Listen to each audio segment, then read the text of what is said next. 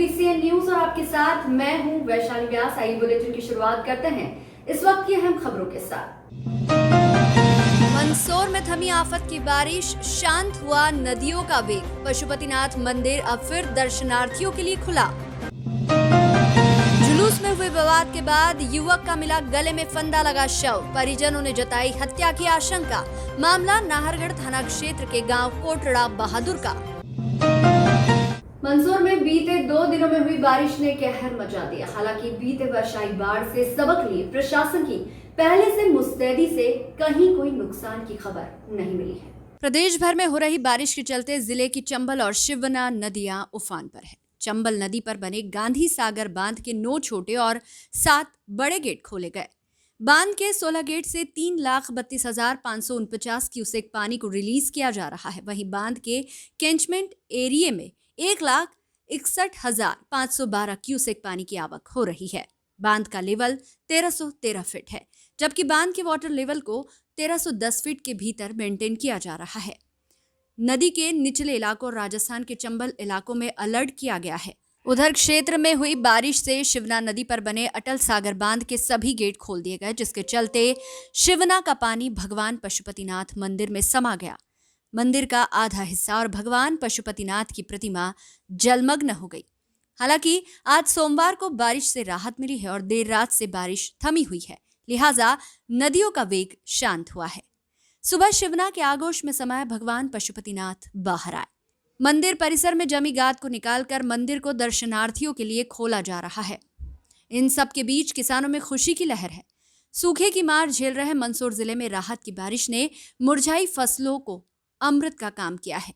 वहीं अगली फसल के लिए आ रही मुश्किलों को आसान कर दिया है। जो कैचमेंट का इलाका है उसमें बारिश होने के कारण शिवना और चंबल नदी में का जलस्तर काफ़ी बढ़ गया है और इसके कारण जो गांधी सागर का डैम है उसके अभी 16 गेट खोले जा चुके हैं। लगभग 3 लाख क्यूसेक्स के आसपास पानी रिलीज हो रहा है। वहाँ अभी 5 लाख के आसपास पानी 5 लाख क्यूसेक्स आ रहा है और हम लोग लगातार स्थिति पर नज़र रखे हैं और जिस तरीके से इनफ्लो बढ़ रहा है हम गेट खोलने की जो संख्या है वो भी लगातार बढ़ा रहे हैं। हम उम्मीद करते हैं कि अगले 3-4 घंटों में सभी गेट गांधी सागर के खुल जाएंगे और गांधी सागर के गेट खोल के हम सारी नदियों और जो हमारे जल स्रोत हैं उनके जलस्तर को ठीक कर रहे हैं ताकि वो पानी निचली बस्तियों में न जाए और कहीं फैले नहीं। अभी किसी भी इलाके में कोई बाढ़ की या पानी के घुसने की कोई स्थिति नहीं है। हमारी पूरी टीम जो है वो अलर्ट पर है। अब जो सबसे इमीडिएट डिस्ट्रिक्ट है कोटा, उस कोटा ज़िले के कलेक्टर से लगातार बात हो रही है। कल शाम से हम लोग उनको अपडेट कर रहे हैं और जब भी हम गेट खोलते हैं और हमारा वाटर रिलीज़ कितना जाएगा ये हम उनको 2 घंटे पहले अपडेट कर रहे हैं। जो कैचमेंट एरिया का पानी है और जो इनफ्लो है उसके बारे में हम लगातार डाउन स्ट्रीम को बता रहे हैं और जैसे ही पानी कोटा से आगे छोड़ा जाएगा तो और डाउन स्ट्रीम के जो डिस्ट्रिक्ट हैं उनको भी हम टाइमली इन्फॉर्म कर रहे हैं। नाहरगढ़ थाना क्षेत्र के गांव कोटड़ा बहादुर में जुलूस में हुए विवाद के बाद युवक की हत्या का मामला सामने आया है। मृतक युवक के परिजनों के आक्रोश के बाद मामले में नाहरगढ़ पुलिस ने 2 युवकों के खिलाफ हत्या का प्रकरण दर्ज कर युवकों की तलाश शुरू कर दी है। दरअसल विगत दिनों गांव कोटड़ा बहादुर में एकादशी का जुलूस निकाला जा रहा था। इस जुलूस में सर्व समाज के लोग शामिल थे। इस बीच जुलूस में गांव का ही एक दलित युवक भी शामिल था। दलित युवक से नाराज कुछ युवकों ने जुलूस के दौरान उसके साथ मारपीट की। मामला वहां शांत हुआ, सब अपने घर को गए, लेकिन अगली सुबह दलित युवक की लाश मिली। युवक उसके घर के बाहर ही पलंग पर सोया था, जहां उसके गले में फंदा था। परिजनों ने युवक की हत्या की आशंका जताते हुए शव को नाहरगढ़ थाने ले जाकर प्रदर्शन किया और जुलूस में मारपीट करने वाले युवकों पर हत्या का आरोप लगाया। मृतक युवक के परिजनों व दलित समाजजनों के आक्रोश को बढ़ता देख मौके पर अतिरिक्त पुलिस अधीक्षक मनकामना प्रसाद भी पहुंचे। परिजनों का आक्रोश व मामले में प्रारंभिक तौर पर हत्या के साक्ष्य सामने आने के बाद पुलिस ने गांव के ही 2 युवकों के खिलाफ हत्या का प्रकरण दर्ज किया। मामला दर्ज होने के बाद परिजनों का आक्रोश शांत हुआ, जिसके बाद शव का पोस्टमार्टम कराकर अंतिम संस्कार किया गया। मामले में पुलिस को आरोपियों की तलाश है। अपेक्षा थी कि एक घटनाक्रम कल दिनांक 29/8/2020 को हुआ था। घटनाक्रम इस प्रकार था कि मृतक के दशरथ उसका कल विवाद दो व्यक्ति विजय सिंह और जितेंद्र सिंह से हुआ था। उसके पश्चात वो विवाद के पश्चात घर चला गया था और सुबह उसके जब परिजन उसको देखने गए तो वो मृत अवस्था में मिला था। मृत अवस्था में संदिग्धता थी, तो संदिग्धता का परीक्षण थाना नाहरगढ़ में थाना प्रभारी एवं सहयोगी अधिकारी द्वारा किया गया। परीक्षण के उपरांत ये तथ्य प्रकाश में आया कि ये ना नेचुरल डेथ से अननेचुरल डेथ थे। साथ में स्ट्रेंगुलेशन के संबंध में भी डॉक्टर ने अभिमत दिया गया। परिजनों कथन और डॉक्टर का अभिमत के उपरांत थाना नाहरगढ़ में धारा 302 की अपराध पंजीबद्ध किया गया। वर्तमान में जहां पर ये घटना घटित हुई थी वहां पर पुलिस बल तैनात कर दिया गया ताकि किसी प्रकार की लाइन ऑफ सिचुएशन न हो। साथ में दोनों पक्ष से अपेक्षा भी कही गई है कि जो भी घटनाक्रम होगा उसकी निष्पक्षता जांच की जाएगी।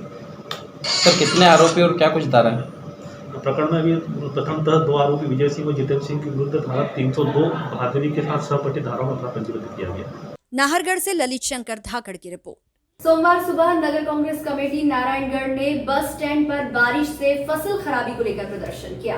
प्रदर्शन कर रहे कांग्रेस नेताओं ने बताया कि पीला मोजेक से सोयाबीन की फसल में जमकर नुकसान हो चुका है।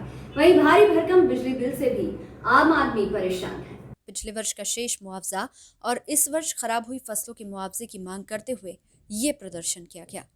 कांग्रेस नेताओं ने महामहिम राज्यपाल के नाम नायब तहसीलदार मनोज शर्मा को ज्ञापन सौंपा। अपने ज्ञापन में कांग्रेस नेताओं ने बताया कि सोयाबीन, उड़द, मूंग सभी फसलों में पीला मोजेक बीमारी से नष्ट हो गई है। इन फसलों का आकलन कर शीघ्र 40,000 रुपये प्रति हेक्टेयर से किसानों को राहत प्रदान करनी चाहिए। कमलनाथ सरकार द्वारा अतिवृष्टि से प्रदेश के किसानों की फसलों का मुआवजा वितरण जारी किया था। वर्तमान सरकार द्वारा पिछली बार का शेष मुआवजा व अभी का मुआवजा शीघ्र दिया जाना चाहिए। वहीं ज्ञापन में ये भी बताया गया कि कमलनाथ सरकार द्वारा इंदिरा ज्योति योजना में बिजली का बिल मात्र 100 रुपये प्रति माह आ रहा था, किंतु भाजपा सरकार ने गरीबों, आदिवासियों और आम आदमी को अब हजारों रुपए के बिल थमाए जा रहे हैं। मार्च 2020 से आम आदमी रोजगार को खो चुका है। मजदूरों को मजदूरी नहीं मिल रही तो वहीं छोटे छोटे व्यवसायी परेशान हैं। ऐसी परिस्थितियों में विद्युत विभाग के द्वारा विद्युत कनेक्शन काटे जा रहे हैं। ज्ञापन के माध्यम से कांग्रेस नेताओं ने मांग की है कि सरकार शीघ्र किसानों व आम आदमी की इन समस्याओं का निराकरण करे। अगर समय रहते इस समस्याओं को समाधान नहीं होता है तो कांग्रेस द्वारा उग्र आंदोलन कर शासन का ध्यानाकर्षण करना पड़ेगा। किसानों की फसलें पीला मोजेक से खराब हो चुकी है।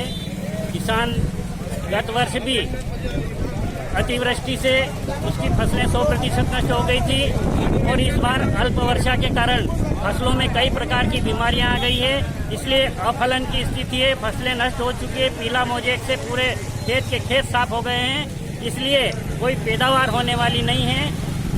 किसानों की मांग है कि 40,000 रुपये प्रति हेक्टेयर से उन्हें मुआवजा दी जाए, क्योंकि पिछली कमलनाथ सरकार के समय जब शिवराज सिंह जी विपक्ष में थे तब उन्होंने विरोध प्रदर्शन कर कहा था कि कमलनाथ को 40,000 रुपये प्रति हेक्टेयर मुआवजा दिया जाना चाहिए। किसान बहुत परेशान है। आज शिवराज सिंह स्वयं मुख्यमंत्री हैं और सरकार में बैठे हैं, उन्हें 40,000 रुपये प्रति हेक्टेयर किसानों को मुआवजा दिया जाना चाहिए, क्योंकि किसान गत वर्ष की मार भी नहीं झेल पाया है और इस वर्ष पुनः उसके ऊपर संकट आ गया है। हमारा इसी बात को लेकर धरना प्रदर्शन और ज्ञापन रखा गया है। ज्ञापन इसलिए दिया जा रहा है कि पिछले साल अतिवृष्टि से फसलें बर्बाद हो गई थी। कमलनाथ ने जो भरपूर मुआवजा किसानों को दिया और उनकी जो दिवाली एक खुशहाली में बदल दी और कुछ बाकी रह गया है उसकी मांग को लेकर। और अभी जो सोयाबीन की भयावह स्थिति खराब है पीला मोजेक बीमारी से, ये पूरी तरह से बर्बाद हो गई है। जब अभी जो माननीय मुख्यमंत्री जी हैं, जब विपक्ष में थे तब वो एक बात कहते थे, मंदसौर में वो आए थे कि किसानों की फसल बर्बाद हो गई तो कमलनाथ सरकार को 40,000 रुपये प्रति हेक्टेयर मुआवजा देना चाहिए। आज जब वो सत्ता में है, किसानों की फसल बर्बाद हो चुकी है, तो हमारी मांग ये है कि किसानों को 40,000 रुपये प्रति हेक्टेयर के हिसाब से मुआवजा दे, अपनी बात से कायम रहे, थोड़े मापदंड नहीं रखे।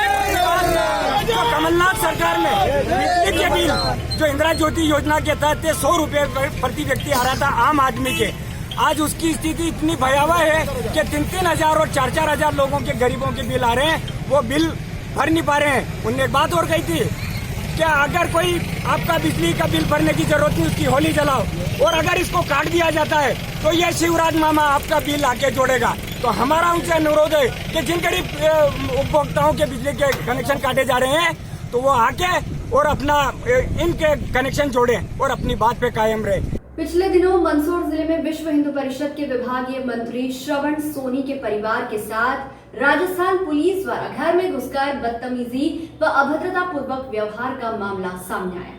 इस घटना के बाद हिंदू संगठनों में आक्रोश व्याप्त हो गया। दरअसल विगत दिनों पहले मंदसौर जिले के तित्रोद के रहने वाले वीएचपी के विभागीय मंत्री के घर अचानक से राजस्थान के झालावाड़ पुलिस के जवान आए और घर में घुसकर अभद्र व्यवहार किया।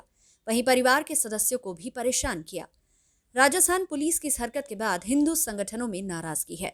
जिले के नाहरगढ़ थाने में अखिल भारतीय हिंदू महासभा के कार्यकर्ताओं द्वारा गृह मंत्री नरोत्तम मिश्रा के नाम ज्ञापन दिया गया।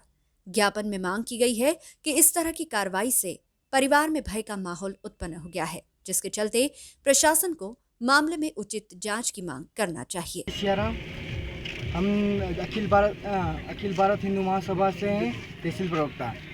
वो जो सोनी जी हैं उनके घर पर जाकर झालावाड़ पुलिस ने अभद्र व्यवहार किया है। महिलाओं द्वारा अभद्र व्यवहार किया गया। वो घर पर नहीं थे तो उन्होंने गलत कदम उठाए हैं। तो उनको हमें नरोत्तम मिश्रा जो कि हमारे गृह मंत्री है वो उनके ऊपर ज्ञापन दिया है कि वो उन पर ध्यान दे और अपने उन जो राजस्थान अशोक जी गहलोत जी की जो सरकार है वहाँ पे उनके जो अधिकारी आए थे उनको निलंबित किया जाए। ये हमने जो विश्व हिंदू परिषद के विभागीय मंत्री है श्रवण जी सोनी, उनके घर पर राजस्थान झालावाड़ पुलिस के द्वारा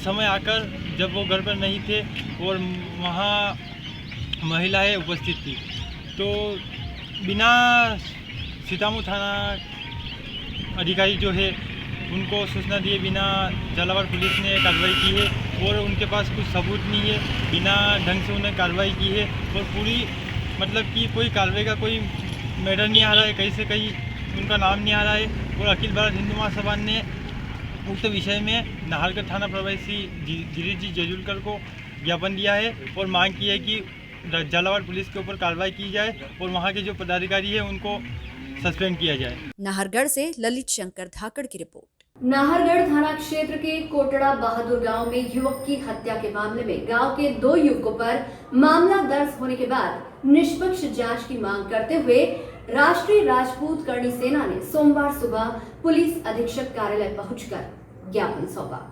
समाजजनों के साथ सैकड़ों की संख्या में पहुंचे करणी सैनिकों ने बताया कि मृतक युवक नशे का आदी था। उसकी हरकतों से उसका परिवार भी परेशान रहता था। एकादशी के जुलूस व मोहर्रम जुलूस में मृतक युवक व उसके साथी ने विवाद की स्थिति पैदा की, जिसे ग्रामीणों ने समझा बुझाकर परिजनों के सुपुर्द किया था। रात्रि में युवक के साथ संभवतः उसके परिजनों ने मारपीट की, जिससे आहत होकर उसने आत्महत्या की, ना कि उसकी हत्या की गई। युवक की मौत के बाद परिजनों ने समुदाय के नेताओं के साथ मिलकर षड्यंत्र पूर्वक गांव के 2 युवकों पर हत्या का प्रकरण दर्ज करवा दिया। जबकि मामले की निष्पक्ष जांच की जाए तो दोनों युवकों का मामले से कोई लेना देना नहीं है। अपनी इसी मांग को लेकर राष्ट्रीय राजपूत करणी सैनिकों ने ये ज्ञापन पुलिस अधीक्षक के नाम से अतिरिक्त पुलिस अधीक्षक मनकामना प्रसाद को सौंपा। कल नाहरगढ़ थाना क्षेत्र में कोटड़ा बहादुर जो गांव है वहां पर ढोल ग्यारस के उपलक्ष्य में गांव के सभी धर्मों के लोगों ने एक झूला निकाला था। उसमें एक जो व्यक्ति जिसने सुसाइड कराया मेघवाल समाज का, उसने वहाँ पर आकर आरती के समय आकर बोला कि ढोल बंद कर दो, ढोल बजाओ, मैं नाचूंगा। तो लोगों को वहाँ पर रोका गया कि इस तरीके की घटना आप यहाँ नहीं होगी, आप नशे में हो, आप यहाँ से चले जाओ। इस बात को लेकर उसको 2 जनों द्वारा घर छोड़ दिया गया। जब घर छोड़ने के बाद वो वापस उसके मित्र के साथ वहाँ पर आया, दशरथ के साथ, बोले मेरे मित्र को आपने नाचने से कैसे मना कर दिया गया, आप डीजे बजाओ, ये नाचेगा। इस बात पर गांव के लोगों ने और उनके बीच में कहासुनी हुई। उसके बाद उसको वहाँ से वापस घर उसके पिताजी के सुपुर्दगी में छोड़ दिया गया, जहाँ पर उसके पिताजी उससे बेहद नाराज़ थे। उसके पिताजी ने उसको चिल्लाया और उसको कुछ मारा पीटी करने के बाद उसको घर बिठा दिया गया। घर बिठाने के थोड़ी देर बाद जबकि 11 झूलों के बाद मोहर्रम गाँव में निकाला गया, तो मोहर्रम में वो वापस सम्मिलित हुआ उसमें और मोहर्रम में उसने खूब नाचा। उसके बाद जब वापस वो घर गया तो उसके घर परिवार वाले उससे परेशान थे। उन्होंने, उसके पिताजी ने और उसकी माता ने उसके साथ मारपीट की होगी, जिसके कारण से शायद गांव में ऐसी चर्चा चल रही है कि उसने सुसाइड कर लिया। और सुसाइड करने के बाद जब उसे पुलिस थाने ले जाया गया तो थाने पे पोस्टमार्टम रिपोर्ट के लिए भेजने से पहले वहाँ के लोगों ने भीमसेना के जिलाध्यक्ष और भीमसेना को बुलाया और भीमसेना के जो भी है इसकी एक चाल चली। और चाल चलने के बाद भीमसेना ने वहाँ पे थाना घेराव करा और दबाव डालकर उस 2 व्यक्ति जो हैं विजय सिंह और जितेंद्र सिंह, उन लोगों के खिलाफ प्रकरण दर्ज करवाया, जो कि सरासर गलत है। ये कि आगे भी पहले भी 1 वर्ष पहले वहाँ पर एक अरुण भटनागर करके व्यक्ति है, उसके खिलाफ भी भीमसेना ने प्रेशर डलवाकर निर्दोष व्यक्ति को सज़ा दिलवाई थी, जो आज भी सज़ा काट रहा है। और हम करनी सेना और हम सब लोग, सारे गांव के लोग ये चाहते हैं कि निर्दोष के साथ न्याय हो और इसकी निष्पक्ष जांच हो, और निष्पक्ष जांच में अगर वो दोषी करार है तो उसे क्या कहना है? इस बात का दिया जा रहा है कि हम चाहते हैं कि निष्पक्ष जांच हो। ये लड़के बिल्कुल निर्दोष हैं, इनका कोई कसूर भी नहीं है और किसी साजिश की तरह इनको फंसाया जा रहा है। क्या हुआ था? एक्चुअल में हुआ यह था कि ये लड़के सारे जुलूस में थे और कहा सुनी कुछ हो गई थी इनके, और वहीं से वो लड़का घर चला गया था। ये लोग वहीं थे, या कोई साथ में नहीं गया था, ना कोई मारा वीडियो, ना ही किसी ने देखा इसको मारते पीटते। तो पता नहीं ये रात में, पता नहीं इसने सुसाइड करी, पता नहीं इसको ये कहाँ मरा, ये किसी को ध्यान नहीं है। और ये सारा आरोप इन लड़कों के ऊपर लगाया गया है। तो ये जो विरोध के बाद इस तरह की कार्रवाई की गई, क्या मानते हैं इसको? मतलब सर, विरोध किया गया कल समाज के लोगों ने, उसके बाद कार्रवाई की गई है। ये जो भीमसेना करके थे, इन लोगों ने विरोध करा उस चीज़ का, और डेड बॉडी को थाने में रखा कि जब तक कार्रवाई नहीं होगी तब तक हम डेड बॉडी को नहीं उठाएंगे। हाँ। तो दबाव बनाया गया एक तरह से। तो निष्पक्ष जांच की मांग है। बिल्कुल। नाहरगढ़ में 2 आरोपी बनाए गए थे प्रकरण के अंदर। उनकी मांग थी कि प्रकरण में गिरफ्तारी पूर्व निष्पक्षतापूर्ण जांच हो जाए, अगर आपराधिक तत्व पाए जाते हैं उसके पश्चात ही कार्रवाई की। इस आशय का ज्ञापन प्राप्त हुआ। ज्ञापन को है ना हमारे विवेचना अधिकारी को दिया जाएगा। ज्ञापन के तथ्य और जो अपराध के अंदर जो अभी तक विवेचना करते हैं उनको समायोजित किया जाएंगे। जिस प्रकार के तथ्य हैं उसके अनुरूप कार्रवाई की जाएगी। सोमवार को मुस्लिम महासभा टीम मंदसौर के तत्वावधान में जिला अस्पताल मंदसौर में लगातार 4थे वर्ष करबला की याद में रक्तदान शिविर का आयोजन किया गया। कोरोना वायरस के चलते इस बार कार्यक्रम को सीमित रखा गया, जिसमें 13 यूनिट ब्लड डोनेट किया गया। इस मौके पर मुस्लिम महासभा जिला उपाध्यक्ष आमिर पठान, साबिर हुसैन, तौसीफ पठान सहित मुस्लिम महासभा टीम के सदस्यगण उपस्थित रहे। मुस्लिम महासभा टीम मंदसौर विगत 4-5 वर्षों से शहीदान करबला की याद में हर साल मुहर्रम में यह रक्तदान शिविर का आयोजन करती हैं। इस साल भी चूँकि कोरोना महामारी काल चल रहा है, इसलिए यह प्रोग्राम मुख्तसर अंदाज में किया जा रहा है। विगत वर्षों में 100-125 यूनिट हर साल हम डोनेट करते आए हैं, और बीच में भी जब ज़रूरतमंदों को ज़रूरत पड़ती है तो मुस्लिम महासभा टीम मंदसौर हर वक्त तैयार रहती है और रेगुलर 1-2 यूनिट हम रोज़ डोनेट कराते हैं। अभी आज 12 बजे से अभी रक्तदान शिविर शुरू हुआ है और ये शाम को 4 बजे तक चलेगा। अभी 10 यूनिट उसमें डोनेट हुआ है और कई साथी हमारे आ रहे हैं। जैसा भी होगा सोशल डिस्टेंसिंग का पालन करते हुए, सरकार के द्वारा दी गई गाइडलाइन का पालन करते हुए हम यहाँ रक्तदान शिविर का आयोजन कर रहे हैं, जिसमें यहाँ के वरिष्ठ अधिकारी CMHO साहब और वगैरह से हमने उनके नॉलेज में जानकारी देकर, उनसे अनुमति लेकर यह प्रोग्राम किया जा रहा है। क्या आपका? साबिर हुसैन शाह, मुस्लिम महासभा टीम मंदसौर। इस बुलेटिन में फिलहाल इतना ही। लगातार न्यूज अपडेट्स के लिए देखते रहिए SPCN न्यूज। नमस्कार।